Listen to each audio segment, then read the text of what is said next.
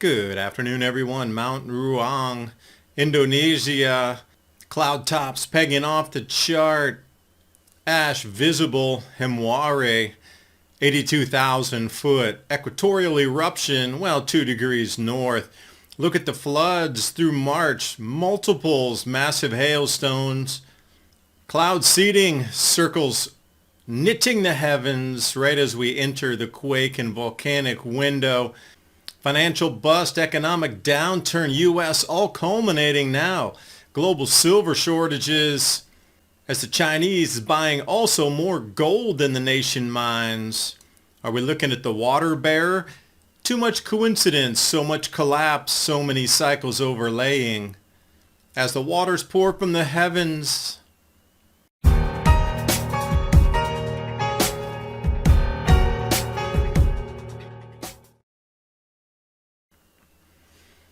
going to start you here. Mount Ruang, Indonesia, erupting again, but this was the largest of the eruptions. There's been multiple eruptions, anywhere from 20 to 40,000 feet, but this one was the largest so far. Visible from space. Wide that out for you on the 29th and convert the UTC to where you were on the planet when this occurred. And looking at the infrared long wave, this is a good way to see cloud top heights, temperatures, and truly how high did this ash go. It was not like Tonga with just water vapor. This was mainly ash. It's going to have a different cooling effect based on what we saw with Pinatubo and Tambora in the same neighborhood in the 1800s. We did get a sliver of pink in the center there, which drops us down to at about 95 degrees below zero. But that is going to be Celsius, so we can still get some cloud heights somewhere around 82,000 feet approximately. But still significant eruption, and also they had a 70,000 foot eruption from the same exact volcano on April 17th, and then we get another April 30th, and a lot of people are asking, is this the precursor to a large VEI 5 or 6 eruption, or possibly VEI 7? That is a year without a summer if that were to occur. Now what would cause it to occur is another thing electromagnetically. Back to Centennial, so far off the charts there, it's just going to turn that brick red for you. That's the sulfur dioxide in the column. This will spread over time, so give it a few more days coming out of April into the 1st, 2nd, 3rd, and take a look at the windy maps. They have a sulfur dioxide tracker layer on there. Ruang, and this is the second emanation. And these equatorials are a little bit more, how should we say, dangerous because the ash can go both north and south. And you can see Sulawesi stretching back over toward Java. An initial look at some of the thinning and then the wind taking that. So it will disperse. That's the whole thing. It will disperse. You got the ash and the sulfur dioxide. Now putting these over into a magma volume, or how much ejecta truly came out of the volcano, we're talking about cubic kilometers of ash, sulfur dioxide, and other constituents. Pinatubo was 5 cubic kilometers, and we'll see that was the one that cooled Earth's temperatures there for about a good 6 to 7 months. Now, Hungatonga, 6.3 kilometers, a lot of that was water vapor. Out of the blue was repairing ozone hole. Hungatonga happens, and then suddenly the ozone drops down directly after that eruption. We got 2 Ruang eruptions here. So what happens next is the question. Image for you, and then right on cue, another smaller eruption happens. While the Fed's most trusted recession indicator is flashing code red, every recession since 1945 has been preceded by a yield curve inversion. Meanwhile, the M2 money supply is meaningfully contracting for only the 5th time since 1870. All signs appear to point to a sizable downturn for the Dow, S&P, and NASDAQ. Gold prices have been hitting all-time highs, and the rally is far from over. Call the proud Americans of the Patriot Gold Group today before it's too late, and remember, mention the ADAPT 2030 channel. And Patriot Gold Group has a no-fee-for-life IRA where your IRA or 401k can be in physical gold or silver. And the no-fee-for-life IRA on qualifying rollovers. Reach out to Patriot Gold Group, 888-546-7020. for your free investor guide today. And now on with the video. So I guess that is the question. What happens next? Well, this ash is going to circle around. It's going to cool some temperatures, yes. It'll have some effect on agriculture in the band. And again, it's like 2 degrees north latitude to 4 degrees north latitude. They're looking at, is a larger eruption imminent? That might be the precursor. They have pre-quakes and then the large event happens. So you're going to look for a bunch of smaller eruptions if it were to taper off. Now we see the magnitude continuing to increase in terms of the VEI, or Volcanic Explosivity Index. They're putting it around a 4, between 4 and a 5 on this one. If it trends higher into a 6 or 7, especially an 8, like Tambora was, then we would experience a year without a summer. That would be devastating for the global populace, as food prices have already risen just tremendously, and it's just the beginning of the price rises. So if you're not preparing yourself, please get those gardens in. You're going to have to learn how to, create some of your own compost, your own fertilizers, etc., outside supply chain. So start immediately. It's easier with multiple people doing it, and it's a skill we're all going to have to learn as things deteriorate economically, which I'll get to in just a second here. Because the timing on it's really strange. Now we're starting to get into this, what was forecast to be an electromagnetic strangeness in October that was going to really start to bend jet streams and create incredible sized hail. Well, the Bible prophesies incredible sized hail that will make people die of fright just from the size and the thunder sounds ripping through the atmosphere. We're starting to get to quite large size hail. There's a Guizhou in China, and take a look at some Nebraska images here. Hail's becoming larger. I'm absolutely going to say that, widen out. But this one came from China. Now, for me, it doesn't look like the traditional hailstone. Is it a chopped block of ice and somebody was trying to fake it? I'm not sure. But they had so many of these large hailstones just pulverize cars that this could have actually crashed through back windshield, front windshield, and landed and not been broken into pieces. So is this truly one? I don't know. But they are saying it is from China. Now, if we look at hail reports coming through that tornadic activity there, this is some of the 3-inch hail. And then that's quite a bit larger than a quarter or even a $0.50. So you start to look at the hail size also increasing. And finally, somebody has put together a compendium or a compilation of the floods just in March, not the ones in April yet, which we just saw massive, that Dubai flood and that whole Middle Eastern, Oman and Yemen turning into an inland sea. Those are April floods. These are the March floods.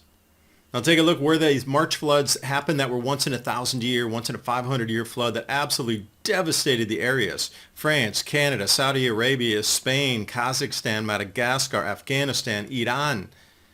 And it continues with Indonesia in multiple places. Then we got Kenya, you got Spain, Bolivia, Iran in multiple locations, Iraq and Fiji.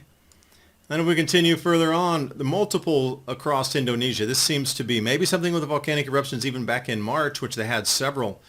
Then we got Italy joining that, Oman again, Greece having the second. Then they had hail and huge amounts of destroyed crops. And in England right now, they're having difficulty planting anything. It's just too wet.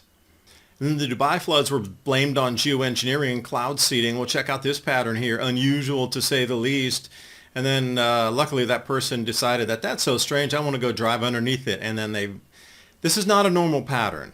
This is definitely a front making and front forming pattern that they're laying down to bend weather, cause rainfall, or disperse. And then all the same time, we are coming into this alignment that hadn't been seen since 79 AD, where those 4 gas giants, Jupiter, Saturn, Uranus, Neptune, they're going to square off and become much more in a square formation coming October. Our Earth is far out there on the sun by itself as all the gravitational electromagnetic bodies in our solar system tug on it, and perhaps that's the reason we're seeing a lot of these changes. Now adding to this strangeness here, this is Journey. Anybody remember the band Journey? Trial by Fire was the name of the album. And what do we see here? The pouring out of Aquarius into the clouds with the rains. And look how the cloud formation on the Earth itself has changed. Do you think they were telling us something? Because it's all a little too coincidental for me with all these things happening at the same time that we're now shifting the economy where the old fiat's not going to hold value. what we considered value in the way we can establish the trade of something for equal par on that, it's going away. If you can't produce or you can't produce food and things are disarray, there's war, so your money really gets reset and is worth nothing. Fiat currencies. And now suddenly we're into this need to move it over to a central bank digital currency, gold, silver backed. They want to digitize all the world's assets and put them in real world assets, RWA class, where they can digitize it, assign a value to that, and run it in on a smart contract so those values can be traded and settled amongst people, nations, or individuals, or companies. All this change is happening right now at the exact same time. And we're not supposed to think it's connected at all. That's the whole thing. It's totally connected. It's all connected. That's what I'm getting at, is the timing of whoever knew this cycle was inbound didn't just start doing central bank digital currencies like 2 weeks ago and say, oh, it's a good idea. These things have been in planning for decades, plural. Like whoever knew this cycle was here and it would affect so much crop production, that it would affect the stability of society itself, and money, what is perceived as value of tradable paper, fiat currencies, would also shift. So we're back to the basic, I guess we're going back in time. Gold, silver, barterables, tradables, hard items, we got tons of iron ore over there.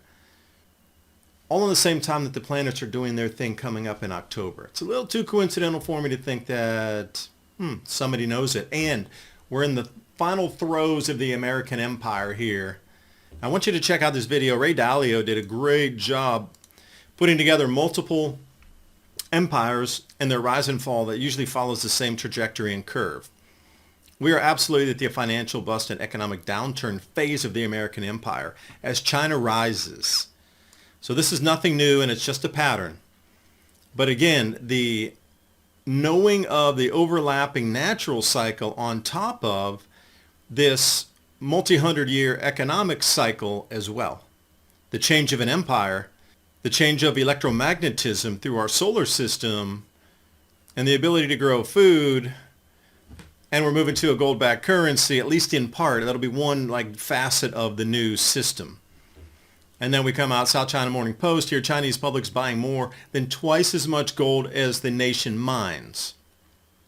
The Shanghai Gold Exchange has taken pretty much control of the world's gold supply. They're offering more. They're offering premiums above what is offered at the LBMA or COMEX, whatever, and there's a huge amount of gold siphoned over into China. They're going to be the largest holder of gold, if not already, because they're very tight-lipped. And then just this alone here, China's March net gold imports up 40% from February through Hong Kong. And because this is happening, and originally they were telling everybody, buy 1 gram of gold. Huangjin dou is what it was called. It's literally a 1 gram little tiny nugget, like a gold bean. Now that they've run through the gold supply, and a lot of people have gold, they've gotten a huge amount into the country by having individuals purchase it. Now they're telling everybody over there, buy silver. This is the thing.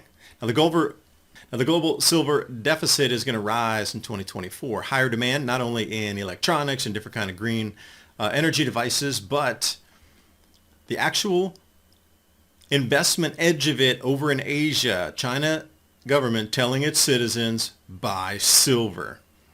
And then if we look at the Shanghai Futures Exchange, the silver stocks, we are dangerously low down there. We're at 27 million ounces. Okay, divide that by 1.5 billion people and a government saying, buy silver.